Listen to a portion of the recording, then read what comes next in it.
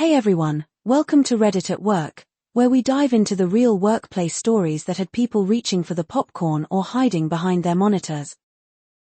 The no personal items policy, why we couldn't even have family photos on our desk. It was a Monday morning, and the office was buzzing with its usual pre-meeting chatter. The smell of burnt coffee wafted through the air, mingling with the faint scent of printer toner and desperation. We were all settling into our cubicles, sipping our lukewarm beverages, when our manager, Greg, strode in with a stack of papers and a look that could only be described as mildly constipated. He clapped his hands twice, a habit he'd picked up from some leadership seminar, and announced, "Team, we need to talk about professionalism." And just like that, our lives were forever changed. Greg's announcement was followed by a 10-minute monologue about how our workspace needed to reflect the company's brand values and commitment to excellence. He then handed out a memo titled Workspace Cleanliness and Professionalism Policy. The memo was a masterpiece of corporate jargon, filled with phrases like optimized visual environment and minimized distractions. But the real kicker was buried in the third paragraph. Effective immediately, personal items such as family photos, decorative trinkets, and non-work-related memorabilia are prohibited on desks, shelves, or any visible areas. Yes, you read that correctly. No family photos, no quirky coffee mugs, not even a single potted plant to remind us that life existed outside the fluorescent-lit confines of our office. When someone dared to ask why, Greg explained, with the gravitas of someone announcing a new tax law, that personal items were distracting and unprofessional. He claimed that a cluttered workspace could lead to decreased productivity and, apparently, the downfall of the entire company. He even cited a study, though he couldn't remember the name of it, that supposedly proved his point. The memo ended with a stern warning: compliance will be monitored, and violations may result in disciplinary action. The room erupted, not in anger, at first, but in sheer disbelief. One of my co-workers, Sarah, who had a framed photo of her dog on her desk, burst out laughing. "Are you serious?" she asked. "What's next? No smiling? No breathing too loudly?" Greg, clearly unprepared for pushback, stammered something about setting a standard and leading by example. But the damage was done. By lunchtime, the office was abuzz with speculation. Was this really about productivity? Or was it some bizarre power move by upper management? Maybe Greg had watched one too many episodes of The Office and thought he was Michael Scott. The reactions ranged from amused to outright furious. Some people shrugged it off, muttering, "Whatever, it's just a job." Others, like me, felt a deep sense of indignation. My desk was my sanctuary. It had a photo of my niece's first birthday, a small succulent my best friend had given me, and a stress ball shaped like a hamburger. These weren't just items. They were reminders of who I was outside of work. Taking them away felt like erasing a part of myself. The policy went into effect the next day. Greg walked around the office like a hall monitor, inspecting desks and handing out reminders to anyone who hadn't complied. Sarah's dog photo was confiscated and placed in a drawer. My succulent was banished to the break room, where it promptly died from neglect. Even the stress ball hamburger was deemed too distracting and had to go. The atmosphere in the office shifted almost immediately. What was once a lively, if slightly chaotic, workspace became eerily sterile. The rows of identical desks, stripped of all personality, looked like something out of a dystopian movie. It was as if the soul of the office had been vacuumed away, leaving behind a hollow shell. The policy didn't just affect our desks, it affected our morale. People started coming in later and leaving earlier. The usual office banter was replaced with hushed complaints and eye rolls. Even Greg seemed to sense that he'd made a mistake, though he was too stubborn to admit it. The unintended consequences were almost comical. Without personal items to spark conversation, people became more isolated. The break room, once a hub of camaraderie, was now a silent wasteland where people stared at their phones. Productivity didn't improve. If anything, it got worse. People were so demoralized that they stopped caring about their work. The breaking point came about a month later, during a visit from the company's CEO. Let's call him Mr. Thompson. Thompson was a jovial man in his 60s who liked to walk around the office and connect with the team. On this particular day, he stopped by Sarah's desk and noticed the absence of her dog photo. "Where's the pup?" he asked, genuinely concerned. "I always loved seeing that little guy." Sarah, never one to mince words, replied, "Oh, Greg said it was unprofessional. Apparently, it's against policy to have personal items on our desks." Mr. Thompson's eyebrows shot up. "What policy?"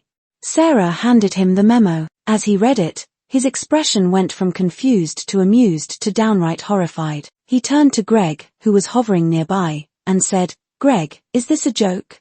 Greg, visibly sweating, tried to explain his reasoning, but Mr. Thompson cut him off. "This is ridiculous. I want this policy revoked immediately." And just like that, the no personal items policy was no more. Looking back, the whole ordeal taught me a lot about workplace culture and the importance of individuality. A workspace shouldn't be a sterile, soulless environment. It should reflect the people who inhabit it, their passions, their quirks, their humanity. Taking away personal items doesn't make people more productive, it makes them feel undervalued and disconnected. I also learned that not all policies are created equal. Some are well-intentioned but poorly executed. Others, like the no personal items policy, are just plain absurd. It's important to question rules that don't make sense and to push back when necessary. After all, change doesn't happen unless someone speaks up. As for Greg, he eventually apologized to the team and admitted that he'd overstepped. He even brought in donuts the next day as a peace offering. While I appreciated the gesture, I couldn't help but notice that he'd chosen a variety pack, no personal favorites, no risk of offending anyone. Some habits die hard. If you ever find yourself dealing with a similarly absurd workplace policy, here's my advice: ask questions. Don't be afraid to challenge the reasoning behind a policy. If it doesn't make sense, say so. Find allies. Chances are, you're not the only one who's frustrated. Band together with your co-workers to push for change. Document everything. Keep a record of any policies, memos, or conversations related to the issue. You never know when you might need evidence. Stay professional. It's easy to get emotional, but staying calm and composed will make your case stronger. And finally, know when to let go. Some battles aren't worth fighting. If the policy is truly unbearable, it might be time to start looking for a new job. In the end, the no personal items policy became a running joke in our office. Whenever someone suggested a new rule, someone else would inevitably quip, "What's next?" No smiling. It was a reminder that even in the most absurd situations, humor can be a powerful tool for resilience. And as for me, I went out and bought a new succulent. This time, I named it Greg. The dress code that banned colors, why we could only wear beige. It all started on a Monday morning, as most ridiculous workplace policies tend to do. I walked into the office, coffee in hand, ready to tackle the week ahead, when I noticed something unusual. My co-workers were huddled around the bulletin board in the break room, whispering and shaking their heads. Curiosity got the better of me, so I squeezed my way into the crowd to see what all the fuss was about. There, pinned to the board with a bright red thumbtack, was a memo titled Updated Dress Code Policy. At first glance, it seemed innocuous enough until I read the details. The policy, which had been emailed to everyone over the weekend but apparently also required a physical posting for maximum impact, stated that effective immediately, employees were only allowed to wear beige clothing to work. Not white, not black, not navy blue, beige. And not just any beige, mind you. The memo included a Pant 1 color code, beige 13 to 1012, to be exact, to ensure there was no confusion about what constituted acceptable beige. The reasoning?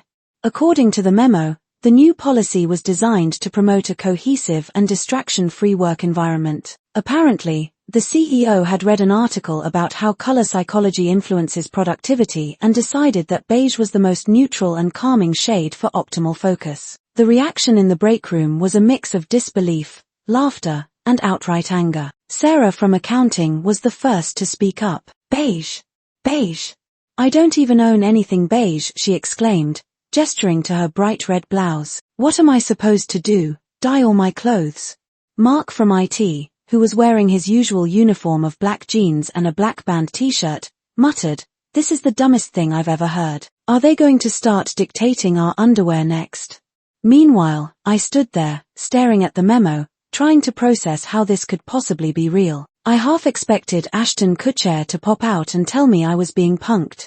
The policy was communicated with the kind of bureaucratic precision that suggested someone had spent far too much time crafting it. It was written in the official employee handbook, which was updated overnight, and accompanied by a company-wide email from HR that included a FAQ section. Question: can I wear patterns if they are primarily beige?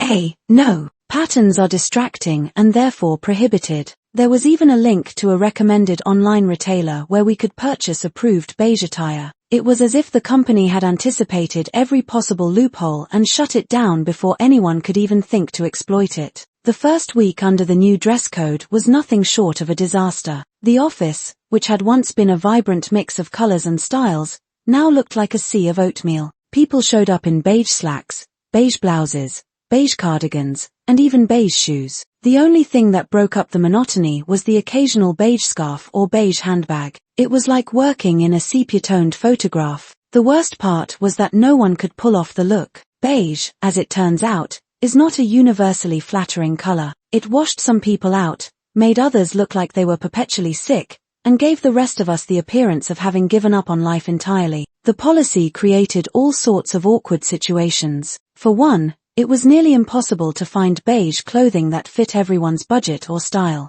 The recommended retailer was outrageously expensive, and most of us weren't about to drop hundreds of dollars on a new wardrobe just to comply with a ridiculous rule. So, we improvised. Some people dug through their closets and pulled out old beige items they hadn't worn in years. Others resorted to dyeing their existing clothes, which led to a few unfortunate incidents involving splotchy, uneven results. One guy even showed up in what appeared to be a beige bathrobe, claiming it was a statement piece. HR was not amused. The policy also had unintended consequences. For starters, it became impossible to tell people apart. With everyone dressed in the same bland shade, it was like working in a room full of clones. I once accidentally walked into a meeting and sat down next to someone I thought was my coworker Jen, only to realize it was actually a complete stranger from the marketing department. Awkward. The lack of color also seemed to sap the energy out of the office. Gone were the days of cheerful yellow sweaters and bold red ties. Instead,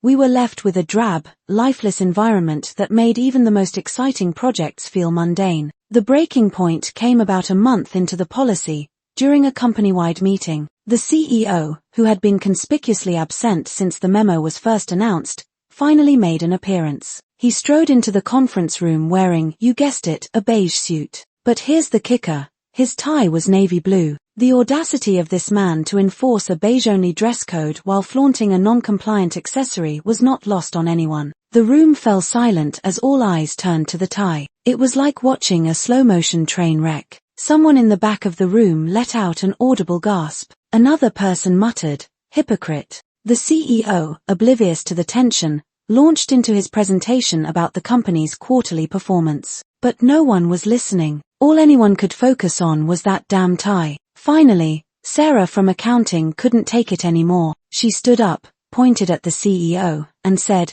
excuse me, but isn't that tie against the dress code?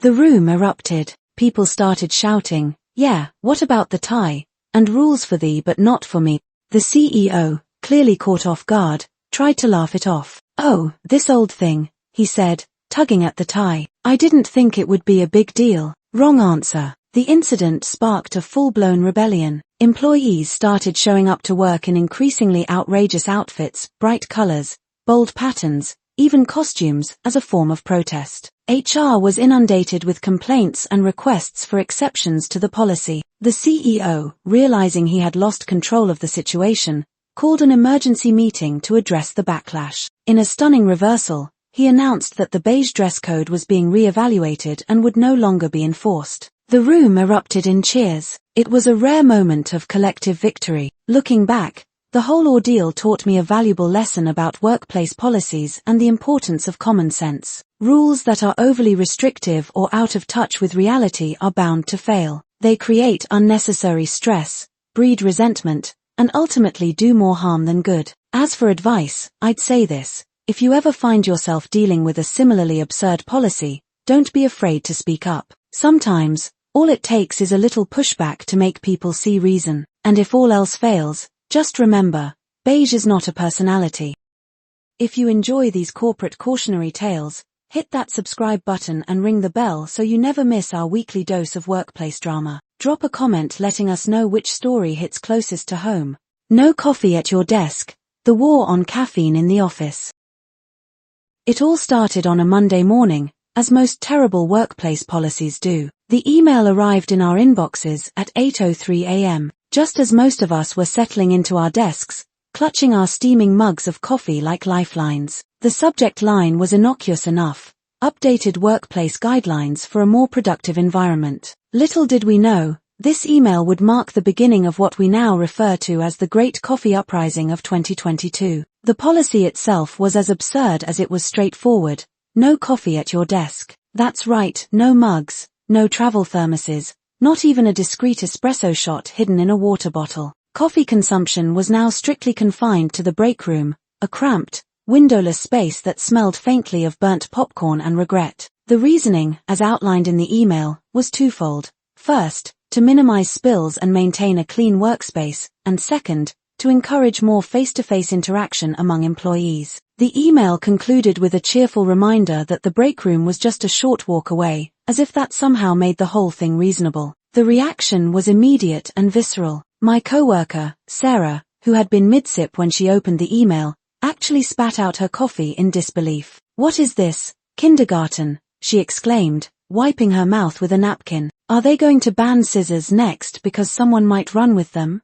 Another colleague, Mark, who was known for his dry sense of humor, quipped, "I guess productivity is overrated anyway. Let's all just hang out in the break room all day and chat." The break room, by the way, was not equipped to handle the sudden influx of caffeine-deprived employees. It had exactly 2 coffee machines, one of which was perpetually broken, and 4 small tables that could comfortably seat about 8 people. Our office, however, had over 50 employees, all of whom now had to jostle for space and coffee access during their morning ritual. The first day of the new policy was chaos. People were lining up in the hallway, clutching their empty mugs like refugees waiting for rations. The sound of grumbling and the occasional muttered curse filled the air. By 9:15 a.m., the coffee machines had both broken down, and the break room was littered with spilled creamer and sugar packets. The supposed reasoning behind the policy quickly fell apart under scrutiny. The clean workspace argument was particularly laughable,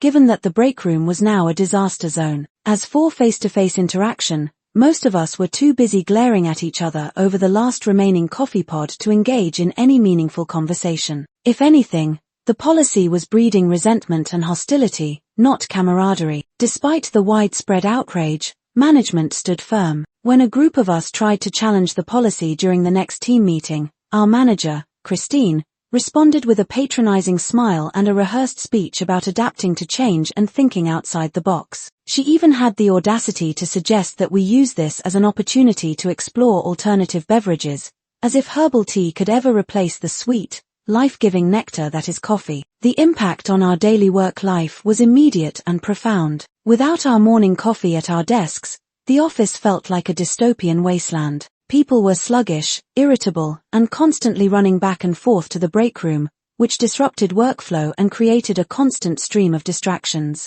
The policy also led to some truly awkward situations. One day, I accidentally walked in on 2 co-workers having a heated argument over who had dibs on the last vanilla latte creamer. Another time, I found myself trapped in a 20-minute conversation with Bob from accounting about his cat's dietary habits because I couldn't figure out how to extricate myself from the break room without being rude. The unintended consequences were endless. Some employees started bringing in energy drinks, which were technically allowed under the policy but led to a whole new set of problems, like jittery hands and questionable decision-making. Others resorted to smuggling coffee in thermoses and drinking it in the bathroom, which was both unsanitary and deeply depressing. The policy also had a chilling effect on morale. It became a symbol of management's disconnect from the realities of our work life, and it fueled a growing sense of resentment that permeated every aspect of the office culture. The turning point came about a month into the policy, during a particularly stressful week when deadlines were looming and tensions were running high. One morning, as I was waiting in line for the coffee machine,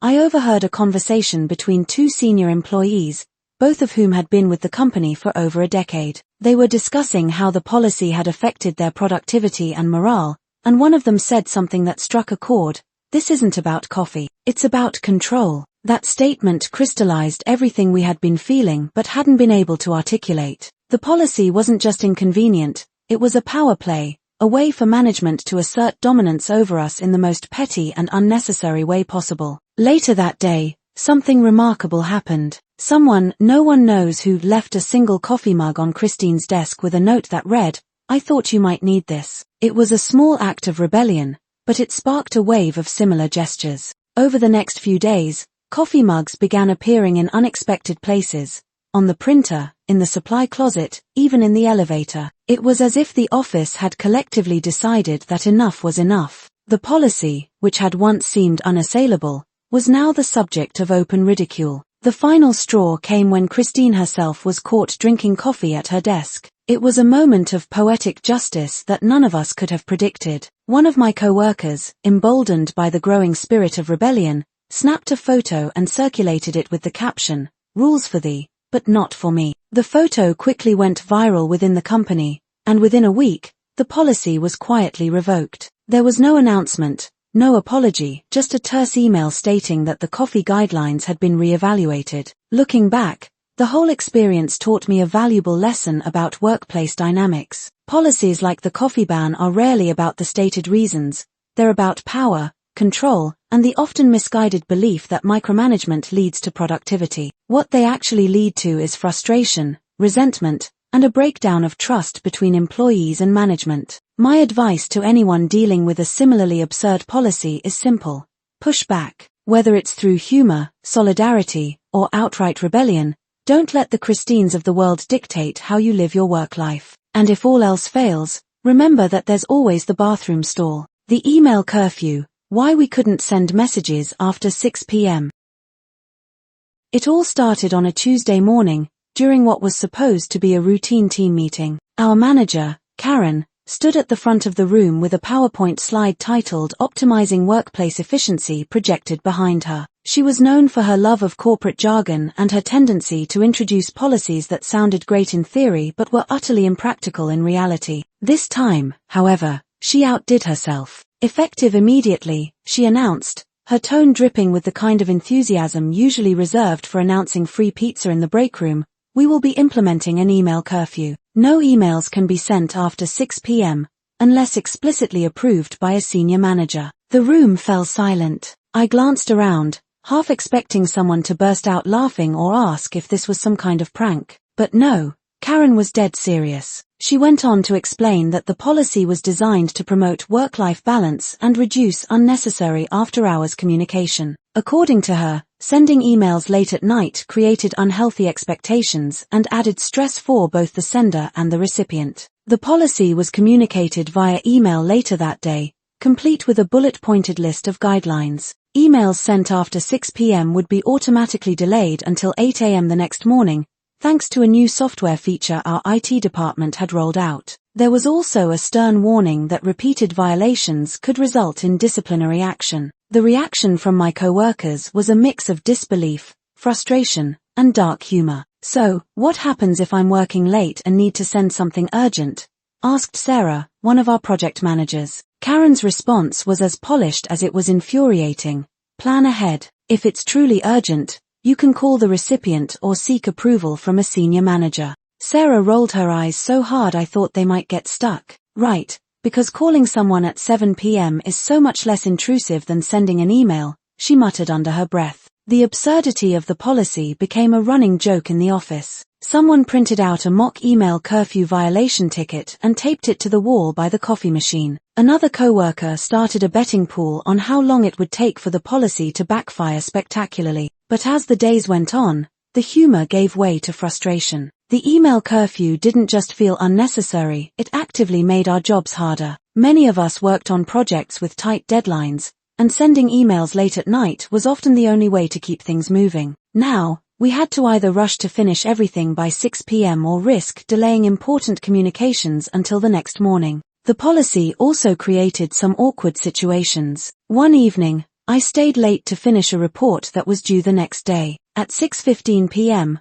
I hit send on an email to my team, only to receive an automated response informing me that my message had been delayed. Panicking, I called Karen to request approval to send the email. She sounded annoyed, as if I'd interrupted her dinner, but eventually gave me the go-ahead. The unintended consequences of the policy were endless. People started using workarounds, like sending messages through Slack or texting each other instead. This, of course, defeated the entire purpose of the email curfew, since we were still communicating after hours, just through different channels. The turning point came about a month after the policy was implemented. Our company was working on a major client presentation, and the entire team had been putting in long hours to get everything ready. On the night before the presentation, one of our designers, Mike, finished a crucial slide deck at 6:30 p.m. He tried to send it to the team, but the email was automatically delayed. Thinking quickly, Mike uploaded the file to a shared drive and sent a Slack message to let everyone know where to find it. Unfortunately, not everyone saw the message in time. The next morning, during the client meeting,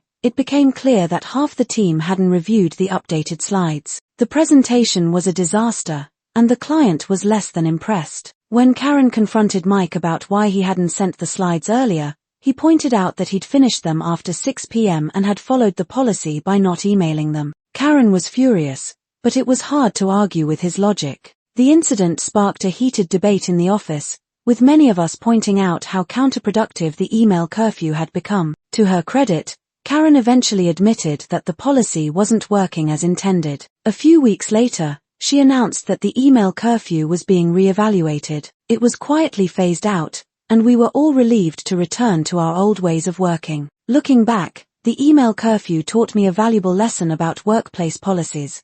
No matter how well-intentioned they may be, they need to be grounded in reality. A rule that sounds good in a boardroom meeting can quickly fall apart when applied to the messy, unpredictable nature of actual work. It also made me realize the importance of pushing back against policies that don't make sense. At the time, many of us were too afraid to challenge Karen directly, but the collective frustration we felt ultimately forced her to reconsider. If I could give advice to anyone dealing with a similarly absurd policy, it would be this: speak up, ask questions, point out the flaws, and don't be afraid to suggest alternatives. As for Karen, she's since moved on to another company, where I can only imagine she's busy implementing equally baffling policies. But for those of us who lived through the email curfew, it remains a cautionary tale, a reminder that sometimes, the most well-meaning rules can have the most ridiculous consequences.